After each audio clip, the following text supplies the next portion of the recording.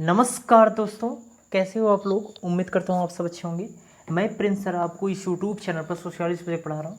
मेरा YouTube channel Prince 21 Pandey और इसके साथ मेरा मोबाइल नंबर है 9807781640, जिस पे आपको सोशियोलॉजी से संबंधित एनी क्वेरीज हो आप इस नंबर पे कांटेक्ट कर सकते हो, बट एक पर्टिकुलर टाइम पे। मैं आपको बताना चाहूँगा वीडियो शुरू करने से पहले, हमारी जूम ऐप पे ऑनलाइन क्लास सुबह 8 से 10 बजे के बीच में रनिंग में है। अगर आप उसे ज्वाइन करना चाहते हैं, उससे संबंधित कोई जानकारी प्राप्त करना चाहते हैं तो आप इस नंबर पर कॉन्टैक्ट कर सकते हैं। इसके साथ ही हमारा यूजीसी नेट का प्रथम प्रश्न पत्र भी है, उसका ऑनलाइन क्लास है। इसका कोई मटेरियल या इसके संबंध में कोई भी जानकारी अगर आपको प्राप्त करना है तो आप इस नंबर पे कांटेक्ट कर सकते हैं। मैं आपको बताना चाहूँगा कि हमारी जो भी अभी क्लास चल रही है मॉर्निंग में, वो सांस्कृतिक परिप्रेक्ष्य यानी यूनिट 10 से चल रहा है और उससे संबंधित मैं कुछ क्वेश्चंस लेके आया हूँ। चलिए आइए देखते हैं पहला क्वेश्चन उसका। और इससे संबंधित मैं यूनिट 10 से संबंधित एक वीडियो मैं ऑलरेडी अपलोड कर चुका हूँ। अगर आपने अब तक सब्सक्राइब नहीं किया है तो आप सब्सक्राइब कर सकते हैं, क्योंकि आपको इस पर 1-to-1 वीडियो प्रोवाइड किया जाएगा। और इसके साथ ही सब्सक्राइब करके आप पिछली वाला जो वीडियो है, जो भी अपलोड है, वो आप देख सकेंगे, ठीक है। और बेल आइकन जरूर पुश कर दीजिएगा, क्योंकि उसके अकॉर्डिंग से आपको नोटिफिकेशन तुरंत मिल जाया करेगा। चलिए, तो पहला क्वेश्चन है, संस्कृति प्रत्येक समाज की एक अवधारणा है। किस प्रकार की अवधारणा है?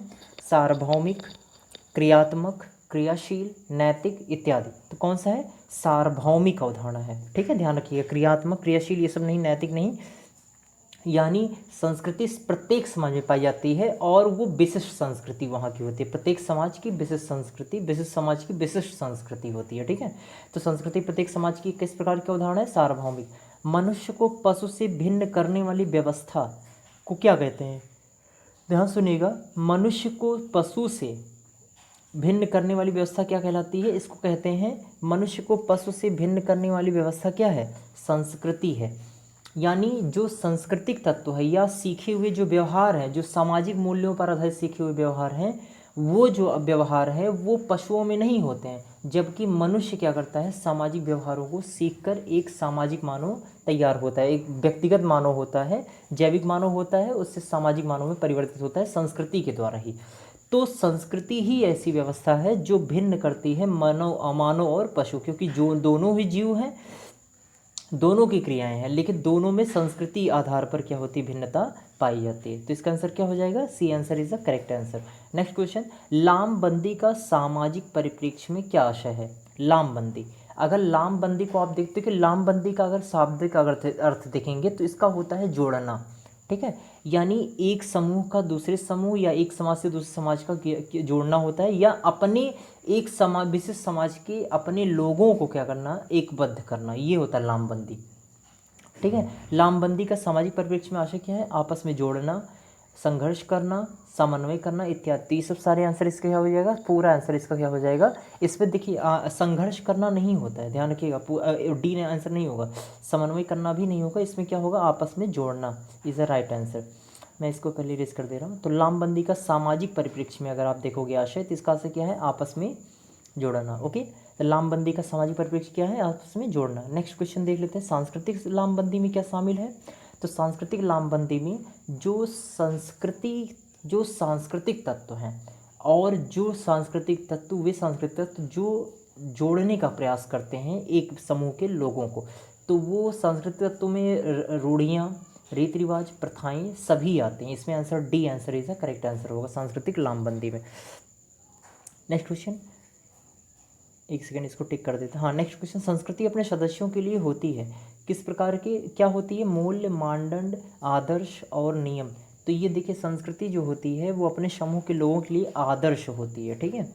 नेक्स्ट क्वेश्चन, भारतीय संस्कृति की देन है, तो भारतीय संस्कृति की देन क्या है? आध्यात्मवाद, अहिंसा, सत्य असत्य, ये सभी। तो इसका आंसर हो जाएगा डी आंसर। यानी भारतीय संस्कृति ये सब सारी चीज़ें क्या करती है? प्रोवाइड करती है, चाहे वो आध्यात्म आधारित हो, आध्यात्मवाद यानी यहाँ पे मानवता की सेवा से अभिप्राय है, अहिंसा, हिंसा न करना, और सत्य असत्य अस्तेय, सत्य अस्तेय, ये सब सारी चीज़ें क्या करता है, किसकी देन है, ये सब सांस्कृतिक देन है भारतीय संस्कृति की। तो ये सब सभी हो जाएगा। भारतीय संस्कृति में सभी धर्मों, जाति प्रजातियों के मध्य पाई जाती है, क्या पाई जाती है, एकता, संघर्ष, सहिष्णुता, विविधता। इसमें जानते हो क्या होगा, इसमें होगा सहिष्णुता। ठीक है, कल मैंने सहिष्णुता के बारे में बताया था, अगर आपने नहीं देखा है तो आप वीडियो देख सकते हैं। भारतीय संस्कृति में सभी धर्मों, जाति प्रजातियों के मध्य पाई जाती है क्या, जी, सहिष्णुता। नेक्स्ट क्वेश्चन है, संस्कृति की उदार प्रवृत्ति के कारण संस्कृति में पाया जाता है, ध्यान सुनिएगा, संस्कृति की उदार प्रवृत्ति के कारण संस्कृति में पाया जाता है, क्या पाया जाता है, उदार प्रवृत्ति के कारण, इसमें सहिष्णुता पाई जाती है। ठीक है, तो ध्यान नहीं देखिए, सहिष्णुता नहीं, इसमें समन्वय पाया जाता है। जो उदार प्रवृत्ति है या ट्रेंड्स है संस्कृति में, उसके कारण संस्कृति में क्या पाया जाएगा, समन्वय पाया जाता है। ठीक है, C answer is the correct answer. Next question, भारतीय संस्कृति में भोग विलास, भोग लिप्सा को जीवन को ध्येय नहीं माना जाता, जीवन का ध्येय नहीं माना जाता है, जिस कारण यह भारतीय संस्कृति जब जिस कारण यह क्या है, यह है आध्यात्मिक। ठीक है, आंसर इसका होगा ए आंसर, आध्यात्मिक, मौलिक, व्यवहारिक, नैतिक, तो इसका आंसर हो जाएगा आध्यात्मिक। भारतीय, फिर से सुन लीजिए क्वेश्चन, भारतीय संस्कृति में भोग विलास और भोग लिप्सा को जीवन का ध्येय नहीं माना जाता, जिस कारण यह क्या है, आध्यात्मिक है। नेक्स्ट क्वेश्चन, निम्नलिखित में से कौन लामबंदी के प्रकार में से नहीं है, ध्यान सुनिएगा, कौन लामबंदी के प्रकार नहीं है। अब देखिए, जिन्होंने क्लास मेरी मॉर्निंग में जूम ऐप पे किया था उनको आंसर बिल्कुल करेक्टली पता होगा, उनको मैंने कितने प्रकार की लामबंदी बताई थी, सांस्कृतिक लामबंदी, सामाजिक लामबंदी, राजनीतिक लामबंदी और आर्थिक लामबंदी मैंने उनको नहीं बताया था। ठीक है, तो देखिए यहाँ पे नहीं वाला पूछा है, तो आपका आंसर इसमें क्या हो जाएगा, D answer is the correct answer. लामबंदी होता क्या, मैंने आपको अभी बताया था, लामबंदी होता है जोड़ना। अगर हम सामाजिक संदर्भ में देखते हैं तो एक समूह के लोगों का आपस में जुड़ना या जोड़ना उनको, वो लामबंदी का कार्य होता है। ठीक है, तो आर्थिक लामबंदी प्रकार नहीं है लामबंदी के। संस्कृति के आधार पर सांस्कृतिक तत्व क्या करते हैं, सांस्कृतिक आधार पर जोड़ने का प्रयास करते हैं। सामाजिक तत्व, इसी प्रकार राजनीतिक तत्व जो होते हैं वो राजनीतिक आधार पर जोड़ों को जोड़ने का प्रयास करते हैं। आइए नेक्स्ट क्वेश्चन चलते हैं। आश्रम व्यवस्था में शामिल है ब्रह्मचर्य, गृहस्थ, वानप्रस्थ्य, संन्यास, ये सब पता होगा जिन्होंने पढ़ा होगा आश्रम व्यवस्था। नेक्स्ट क्वेश्चन, आश्रम व्यवस्था आपको पता होगा कि ये चार भागों में विभाजित है, जीवन के 4 कालों में विभाजित है, 0 से लेकर 25, या 0 नहीं, एक आप बोल सकते हैं, 1 से लेकर 25, 25 से 50 और 50 से 75। ठीक है, 50 से 75 और 75 से 100, ये इस तरीके से विभाजित होता है, और आश्रम व्यवस्था के 4 हैं। ओके, तो ध्यान दीजिएगा इस चीज़। तो इसका आंसर क्या हो जाएगा, D answer is the correct answer, D answer is the correct answer. Bharatiya Samaj में व्यक्ति की डैश को अधिक महत्व दिया जाता है, तो किसको, भारतीय समाज में किसको महत्व दिया जाता है, भारतीय समाज में व्यक्ति की कर्म को अधिक महत्व दिया जाता है। ठीक है, भारतीय समाज में पुरुषार्थ के प्रमुख लक्ष्यों में शामिल है धर्म, अर्थ, काम, मोक्ष। पुरुषार्थ में 4 हैं, धर्म, अर्थ, काम, मोक्ष, ये क्या होंगे, D answer is the correct answer. Next question, व्यक्ति के जीवन का अंतिम लक्ष्य क्या है, मोक्ष प्राप्ति। ठीक है, समाज की वह व्यवस्था जो संपूर्ण समाज को अनेक छोटे छोटे उपभागों में विभाजित करती है, ध्यान सुनिएगा, समाज की वह व्यवस्था जो संपूर्ण समाज को अनेक छोटे छोटे भागों में विभाजित करती है, उसे क्या कहते हैं, उसे कहते हैं जाति प्रथा। ओके, लामबंदी से तात्पर्य क्या है, अभी आपको मैंने बताया था, युद्ध के लिए तैयार करना, बंद करना, समायोजन करना, संघर्ष करना। इसमें क्या होगा, अगर हम देखेंगे इसके संबंध, देखिए इसमें किसी भी संदर्भ में नहीं पूछ रहा है कि सामाजिक बताओ, राजनीतिक बताओ या सांस्कृतिक बताओ, आपको यहाँ पे देख लेना है किसके तरह। संघर्ष तो होगा नहीं, मैंने वहीं पे कटवा दिया था। बंद करना ये भी नहीं होगा, और समायोजन करना और युद्ध के लिए तैयार करना, ये 2 तरीके से। देखिए समायोजन करना यहाँ पे आपस में जोड़ना हो जाएगा सामाजिक परिप्रेक्ष्य में, युद्ध के लिए तैयार करना, लामबंदी का मेनली तात्पर्य ही युद्ध के लिए तैयार करना। ठीक है, आइए नेक्स्ट चलते हैं, नेक्स्ट स्लाइड में लामबंदी के प्रकार हैं। देखिए फिर से एक क्वेश्चन रिपीट हो गया, लामबंदी के प्रकार कौन कौन से हैं, सामाजिक, सांस्कृतिक और सांप्रदायिक।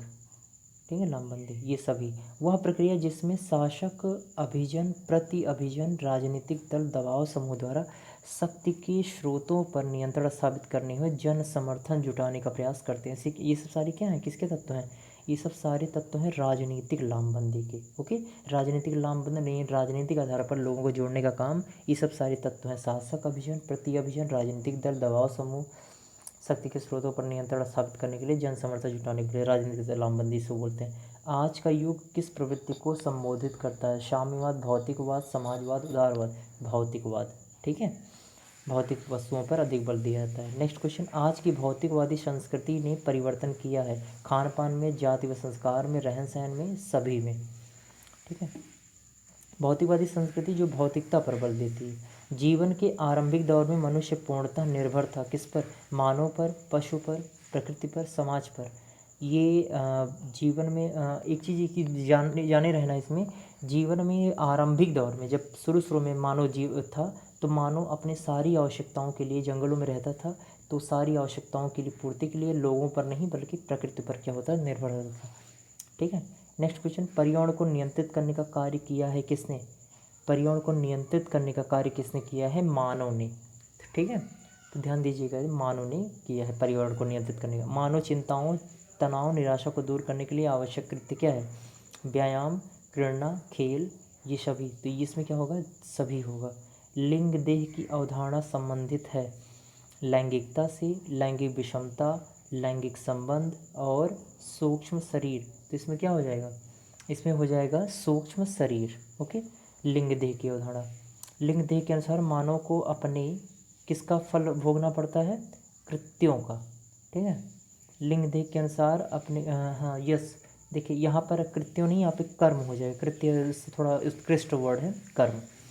नेक्स्ट क्वेश्चन है, भारतीय वैदिक ज्ञान के अनुसार आत्मा है क्या चीज़? अजर अमर। ओके, ये सबको पता है। आई होप वीडियो अच्छा लगा होगा। अगर आपको वीडियो अच्छा लगा तो इसे लाइक करें, शेयर करें, और जो भी नए हैं वो सब्सक्राइब कर सकते हैं, और साथ में बेल आइकन ज़रूर पुश कर दीजिए, क्योंकि आपको इस यूट्यूब के चैनल के थ्रू आपको दिन में 2 वीडियो मिलेंगी। एक यूजीसी नेट के प्रथम प्रश्न पत्र, एक यूजीसी नेट के प्रथम प्रश्न पत्र से संबंधित क्वेश्चन और की व्याख्या, और इसके साथ ही साथ सोशियोलॉजी से संबंधित क्वेश्चन आंसर और उसकी व्याख्याएं आपको प्रोवाइड की जाएंगी। और अगर आपको दोनों से संबंधित कोई क्वेरीज लेना हो तो आप इस नंबर पर कॉन्टैक्ट कर सकते हैं 9807781640। आपको ऑनलाइन क्लास से संबंधित कोई भी जानकारी लेनी हो आप इस नंबर पर कॉन्टैक्ट करें। Thank you so much.